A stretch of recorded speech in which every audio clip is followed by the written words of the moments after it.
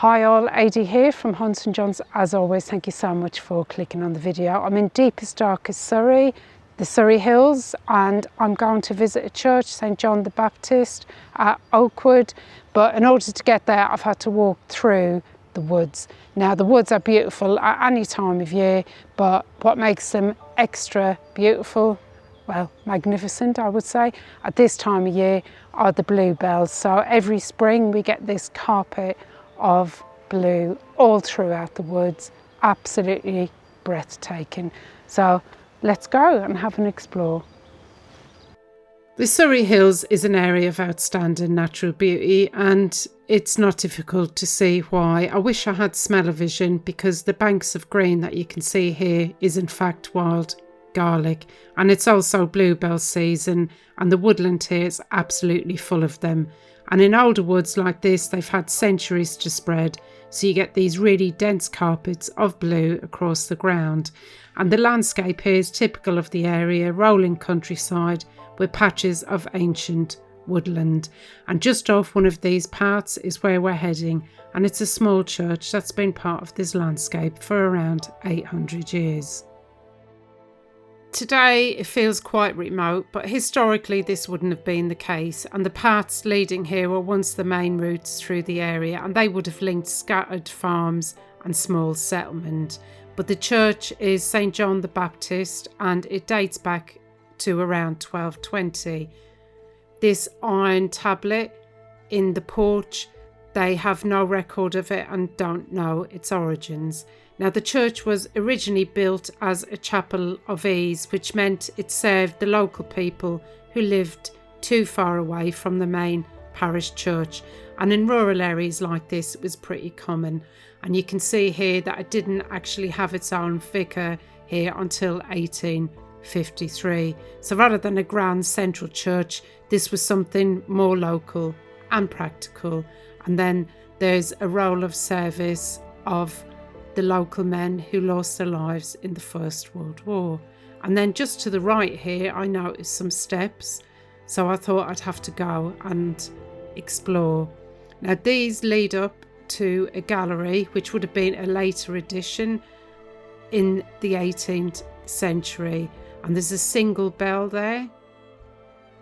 One thing I did notice though is if we look up to the access of the tower up above us, that must be quite difficult to get there by ladder.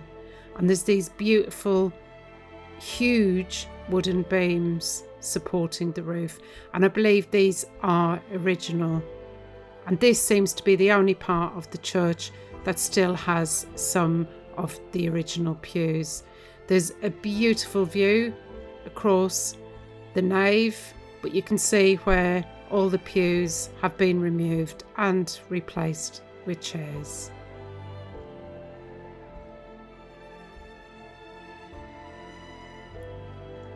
On my way back down the stairs, I noticed this board just above those narrow stairs in, and I've never actually seen anything like this before. So it's stating, it's like the accounts for the church or the prices as well, and it's saying that the sittings are free and open to parishioners with the exception of the patron's chancel, which is reserved by a faculty granted in 1879. And there's the prices of like marriages, burials, how much it would be to have it like a head and footstone in the graveyard. And what I loved is over on the right hand side is the actual sizes of the graves, which is quite extraordinary.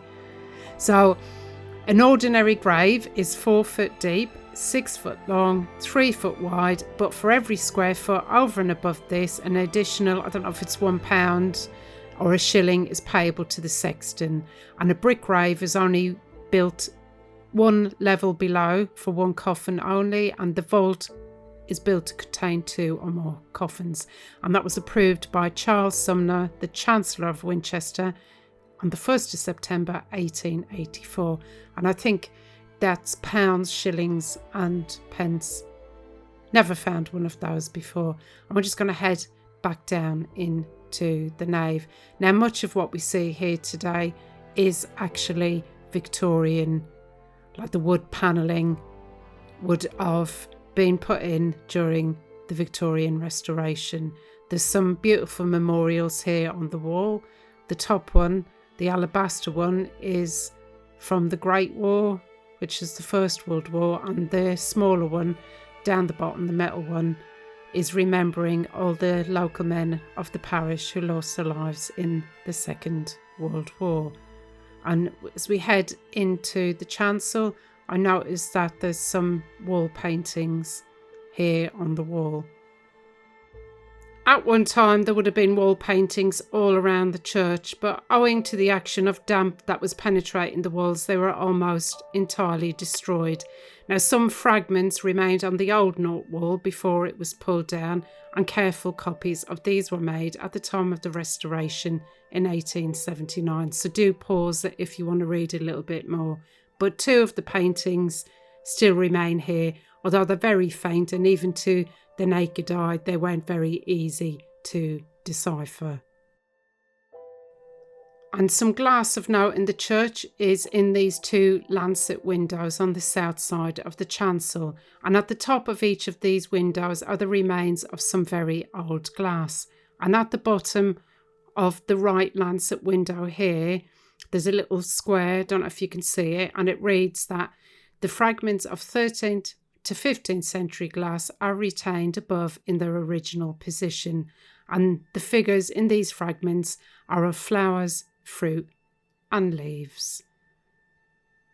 The pieces of glass in the bottom of these lancet windows are actually modern, and they were erected in 1905 in memory of Henry Prior Powell of Hale House and of his daughter.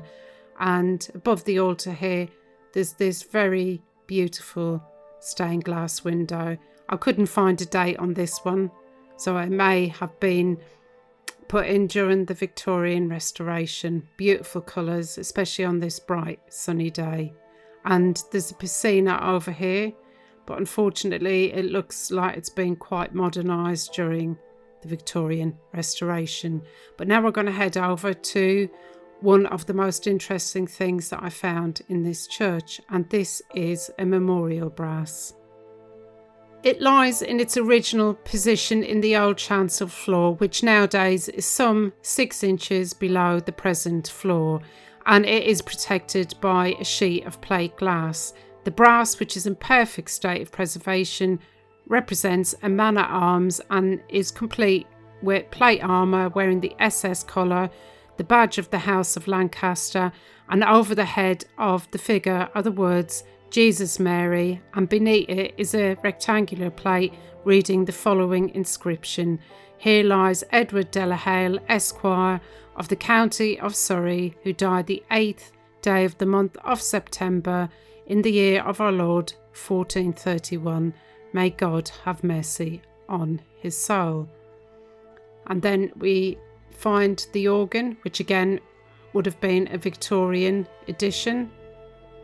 And I then found this rather interesting tablet on the wall. So I'm going to head over and try and get a little bit closer to it for you. So if you want to pause and read this, please do. There's too much detail for me to go into. It would turn into a documentary. So do please pause it, like I said, if you want to find out a little bit more. But I think what makes this quite unique is at the top it says the estate belonging to the chapel of considerable value was taken away during the Reformation and granted by King Edward VI to a private person. But then Queen Elizabeth, in the 3rd year of her reign, settled an annual strip end of £3, 6 shillings and 8 pence payable to the Exchequer, and in the poor condition this all remained until 1723, which then the undermentioned benefactors on the tablet here, if you can pause that if you want to read it a little bit more. So that's all to do with the benefice of the parish, and I believe there's still some payment made today, but has been reduced in the course of time for some strange reason, and now is £2, 17 shilling and 8 pence. And the font here Again, looks like another Victorian addition. But one of the more interesting parts of the church's history was in the 16th century, because at some point Okewood Chapel was treated as if it was a chantry chapel. Now, this would have been a foundation where priests could say masses for the dead, but that became a problem during the reign of Edward VI, because Parliament passed acts to dissolve chantries, colleges and similar institutions with the aim of removing them, because they were seen as superstitious practices at the time. So the issue here wasn't that it was actually a chantry chapel, but it seems to have been caught up in that process anyway. And as a result, services stopped here at the church for a period, but it took a lot of local effort and petitioning to have the chapel restored to use again, which it eventually was. And these Victorian prayer boards, again, they do look Victorian to me, unless they're older than that and they were just modernised and given that beautiful wooden surround during the restoration. And I found this lovely little door. Thought we'd have to have a peek inside. And it is, in fact, it may have been the old vestry, but it's now used as a kitchen.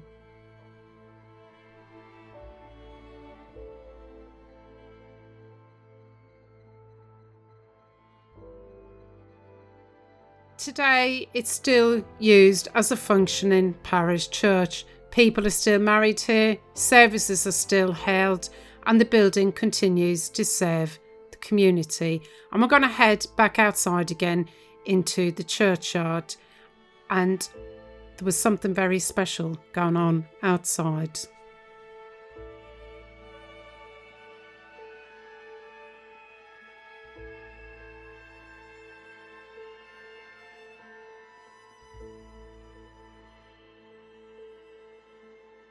As I headed back out into the churchyard, I found this gentleman cleaning this beautiful angel headstone. They were very nice gentlemen, and I was talking to them for quite a while, asking them loads of questions. Now, they are a specialist stone cleaning company. They were telling me they work a lot on really old buildings. So they had been commissioned to come and clean this beautiful angel up. And within a few minutes, you could already see so much more detail. I mean, look at the craftsmanship on that stonework. It actually looks like a real piece of material, doesn't it? Absolutely beautiful. And then I'm going to show you what it looked like afterwards. Now, the guys were saying they're going to come back in a couple of weeks. This is what it looked like when they were completely finished, but they'll come back again in a couple of weeks and they put another treatment on it. I would love to be able to do this job. It would be my dream come true, but that is absolutely stunning. Beautiful piece. I'm going to have a quick look round the graveyard. I found this. I'm not quite sure what to make of it. Let me know what you guys think. The headstone, I thought it was a little bit grotesque, but each to their own. Let me know what you think. Another beautiful angel. Unfortunately, I had a broken wing, so I'd love to be able to clean these headstones and memorials up. And I spotted this other one in the background. This is very simple, but very beautiful. Lovely piece of sculpture. This is such a peaceful, idyllic location. The ideal place to be laid to rest. I found a local legend about Edward Delahaye. Now, that was the memorial brass that we saw the top of his tomb inside in the chancel. And the story goes that he was accompanied by his son and they set out to hunt wild boar in the woodland surrounding the chapel. A boar was chased and wounded, and then through some mishap, Delahaye's son fell from his horse and lay half-stunned right in the path of a very maddened boar. Now, the animal rushed towards him and it seemed as though nothing could save the boy from being gored to death. But then suddenly an arrow whizzed through the air and piercing the boar killed it outright. Now to Delahaye, this arrow was a direct intervention by God to save the life of his boy, and he was so full of gratitude, he went down on his knees and vowed to devote to God a portion of his wealth. Now the chapel nearby, which would have been the church here now today, was in need of repair, so he offered a worthy object of the fulfilment of his vow. So he restored and enlarged the building, and at the same time he also endowed it with some lands. So a lovely story, isn't it? And it's a shame that cross has fallen down. I don't know if they'll ever get round to repairing it. I mean, maybe there's no family around anymore. Really sad to see it like that. And I found over here the headstone of a former vicar of Okewood, Fred Evelyn, who died in 1877. It's a lovely position here, right on the bank.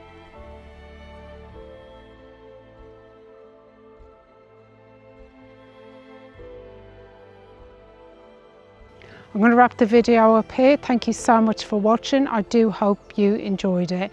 And if you did enjoy it, if you could please like and subscribe, I really would appreciate it. And I just want to give a special thank you to James, Cole and Rory, who are from the company that were doing the cleaning on that beautiful angel up there. Asked them so many questions, and thank you so much guys for answering so many of them. But if you guys want to support the channel a little bit more, you can hit the hype button down below, like, subscribe, hit the notification bell. It doesn't cost you anything, but it really helps the algorithm, really helps my channel out. And if you want to help the channel a little bit more, there's the super thanks button down below, and of course the buy me a coffee link. So anyway, that's all for now, and I shall see you for the next one. Bye for now.